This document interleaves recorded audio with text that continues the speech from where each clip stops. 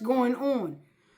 Whoo, there is a bromance that has turned into an enemy battle. It's been crazy. We will get into that. Yo, we also going to get into how blacks around the world are connecting in a whole different type of way. We get into some crazy stories that's happening, and yeah, some crazy laws that's going on. You know what I mean? We just gonna mix it up today because it's just so much going on. I don't know what to say. Anywho, stay tuned. It's gonna be crazy.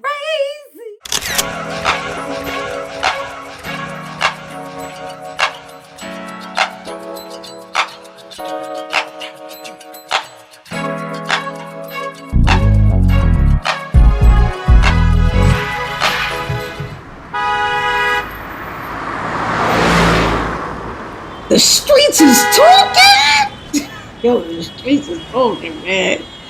So, we always got to get out the craziness first, right? With the administration. We going to talk about the bromance that is no longer a romance. Yo, Elon and Trumpy was going back and forth like two hens. Back and forth, back and forth. It's so much, y'all. I had to write it down because it was just so they mad at each other, right? Because I'll let you know. So Elon started all of this, right? He got Twitter, which he calls X now. We still call it Twitter. Yeah, Twitter. So anyway, he gets on there and he's mad at Trump. When he get mad, he's different. He be doing some wild shit anyway. He be tweaking, looking around. Yeah, something wrong with that dude. Any, any, they were going back and forth, just all kinds of craziness, saying this and saying that. Like one of the things he did say is that, Trump, the reason why they didn't do anything with the Epstein files is because Trump was involved. Duh. Who in the world don't know that? You ain't telling us nothing. You ain't telling nothing good yet. But look, we still gonna be listening to the tea because it's a lot that Elon is spilling. He is like a jolted girlfriend. I got so much more in the clapback section. We'll get down to it, right? It's just crazy, yo. And then we got just craziness going on. Another crazy thing is I haven't heard from Tim Tebow in a long time. But what he said about white middle class men, he said they were the biggest accusers of essaying people. Yes, he said they are the ones. He said we have to address it. We can't stand by. And the first time in America has a white man actually told the truth. Yes, we knew that also, but I digress because at least he did say something. He said it's our duty to put them on Front Street, and he ain't never lied. Thank you, Mr. T. Bo, for doing what you do. Yo, it's just crazy, man. And just so many weird things are happening. You know what I mean? Like they came up with a crazy law. Now, I mean, they already had a law like, what I'm saying, like if you can't be on your cell phone when driving and whatever. But now these states right here have a whole nother add-on to that. We already know you can't be on your phone and drive. We got it. But now in these states, you can't even touch your phone. It's called the no-touch law. It sounds kind of freaky though, don't it? No-touch law. They're saying even if you picked up your phone to look at the time, you can get a $50 ticket. Can you imagine? So look, if you're driving in any of these states, make sure you don't even put your hands on your phone. Don't touch it. Don't touch it. And Things are getting tight. Things are getting tight in America, man. So people have multiple jobs. You may be surprised that your dentist is out there doing DoorDash, right? I'm not saying he is, but I'm just saying. There was this woman, right? A Muslim woman that was doing DoorDash for somebody, and he seemed cool or whatever. The guy seemed fine, and then he said once he got the DoorDash from her, he was just like, "You want a tip from Jesus?" And she was just like stunned, like, "What?" She knew something was wrong, so she tried to exit. Right? That sucker grabbed her from behind, was trying to hold on to her. Yo, that DoorDasher fought for the inch of her life. Now she only 4'11", he like 6'3". White man, of course. She was a black Muslim woman, and she was fighting for her life. Boy, she got to her keys. Yo, she put so many holes in his head and face that his ass looked like what's that dude, Pinhead? She uses shit for a pincushion. You should see him, yo. Your boy got marks everywhere. It's sad and funny at the same time.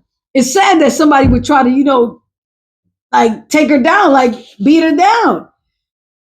But it's even worse that he got his ass poked up. I love that. That's a fantastic story. And so, ladies, be on the lookout. And remember, if you do not have a weapon, better run them keys on them. Yeah. Anyway, that's what the streets be talking about.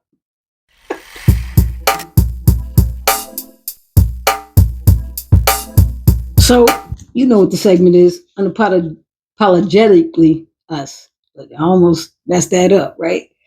Unapologetically us. So, in late now that people are becoming aware of certain situations, things that people have hidden for the longest, Black people of all diasporas are coming through and saying, not today. Run me my money. Run me my money. So now the Haitians are asking France to run back their money. They're $21 billion plus interest. Run us our money. Okay? And all of this was just for them, I believe it was for their independence and France. So we'll see what France does.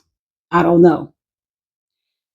But then you got South Africa, who has had their land pillaged, right, by colonizers. So much so that it's like 95% African, even maybe 98% Africans, right? But they're only owning like 10% of the land. That's crazy. So right now, South Africa, they taking back all they shit. We running it back. That's it. We're taking it back. What you took from us, we're taking it back from you. Period. That's when, our this administration was trying to feel sorry for them. What? Y'all heard about one of them killing their own wife here, huh? Yeah. Anywho, South Africa, South Africans, get the hell out. You got to go, go, go, is what the South Africans are saying. Salute to them for sure. And last but not least, there are 36 countries in the continent of Africa. And right now, they are starting to team up, to join together to kick everyone out that has pillaged off their land and tried to take over it. Basically, you got to go, go, go. You ain't got to go home, but you can't stay here no longer. Period. Salute to us for standing up and doing something.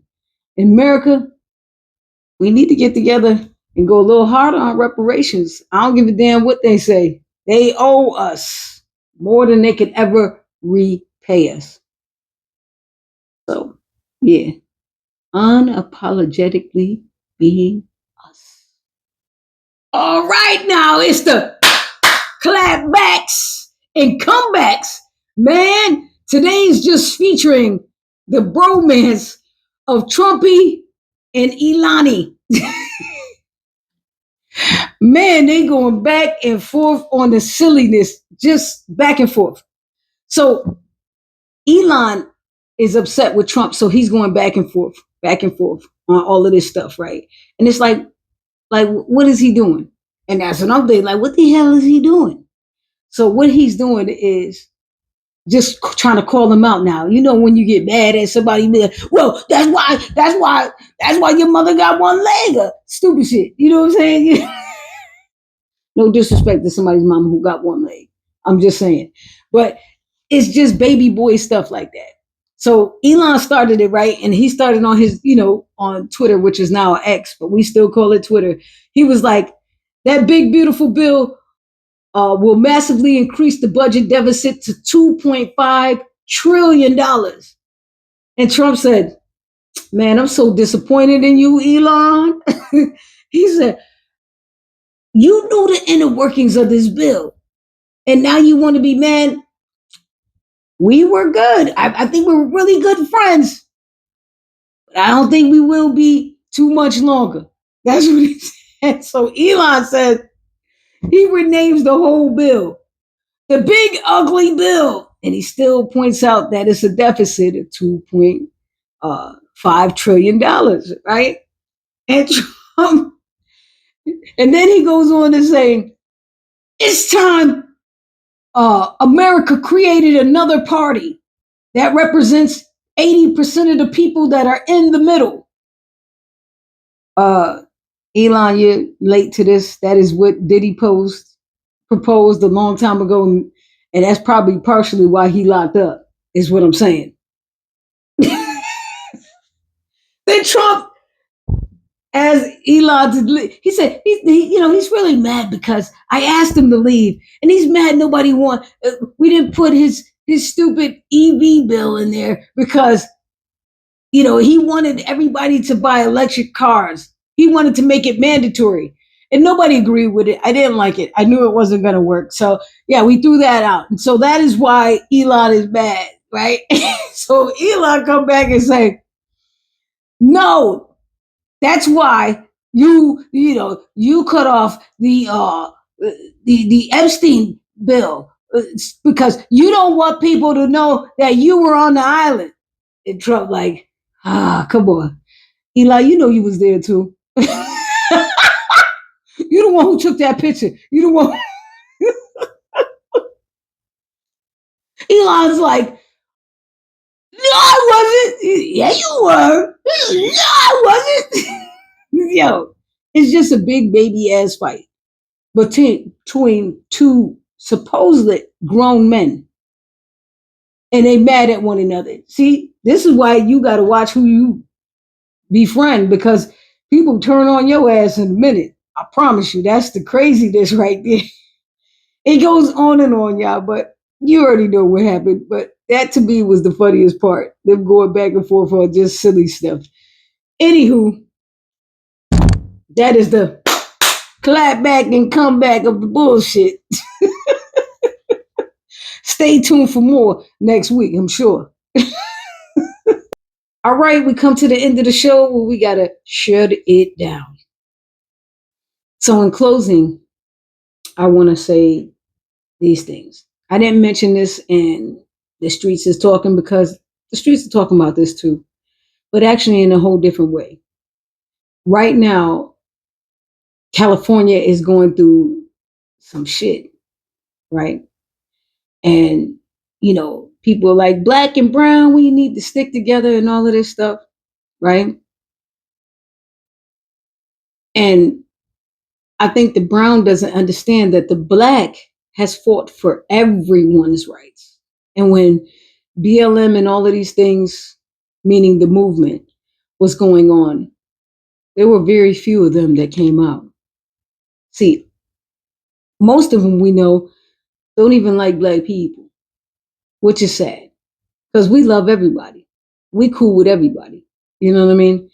And I'm not saying all brown folks, not all, but a large majority. And even other brown folks will tell you they have a colorism in people who are melanated. Latinos have it. Of course, black people do. And yeah, it's like that. Even in Asian culture, the darker Asians, the lighter Asians. And so now that they're going through the deportation thing, do we feel some type of way? Yeah. But black people gave you a ding, ding, ding, ding, ding, ding. We gave you millions of warnings. But you just like, your people are criminals. Y'all talk bad about us. And now you want us to team up. What happened when there was the BLM movement? Y'all wasn't there. There was a couple, but a couple compared to what's out there right now, y'all didn't care about us. But now you want us to care. Black people are tired of caring about people who never gave a shit about them. Now, I'm not saying we feel like that about everything and everyone, but right now, why should we put our lives on the line when we already did it? We did it. Our grandparents did it. Their grandparents and parents did it, and so forth and so on. And we're not talking about decades, we're talking about centuries. We've always fought for everyone. That is why everyone is supposed to be equal coming in. And you can come in and make something of yourself. Now, I'm definitely not against us all getting together. The black, the brown, the white that are not racist, which is few, and anybody that's on board of everyone having the same equal rights, we will get on board with that. But we're not just going to jump on board to something that honestly doesn't even concern us. That's how you felt for being a BLM. That's how we feel for deportation. Do we not like it? No. You see some of our people actually been saving a lot of your kids in school and stores. Whenever we could protect somebody, we will. Whenever we can help somebody, we will. Because black people have always shown goodwill. Even if we have issues amongst us, they don't be having nothing to do with y'all. So what I'm really saying is, in order for us to get on board, you have to start getting on board for everything that goes against us as a people. And then we can have a nation that's fighting against the bullshit, the regime, right? Because right now in California, they're about to do martial law. And that's what they were going to do to us. That's why we weren't out marching and anything. We did it a different way. You see how we shut down Target, right? You see that. And that's the most important thing. We're letting companies know, yeah, we spend the most amount of money, but we could also stop going to your damn store. Where you got to shut down stores, where your CEO got to take a pay cut. That's what the hell we talking about. So on the other side of the aisle, the brown people, we love you guys. We do. But you really won't see us get involved until you start getting involved in things that affect us the same way. We always stick up for y'all. When y'all gonna stick up for us? Hey, I still need you to get up. Yeah, you. Get up, get out. And remember the people who were there for you. I do.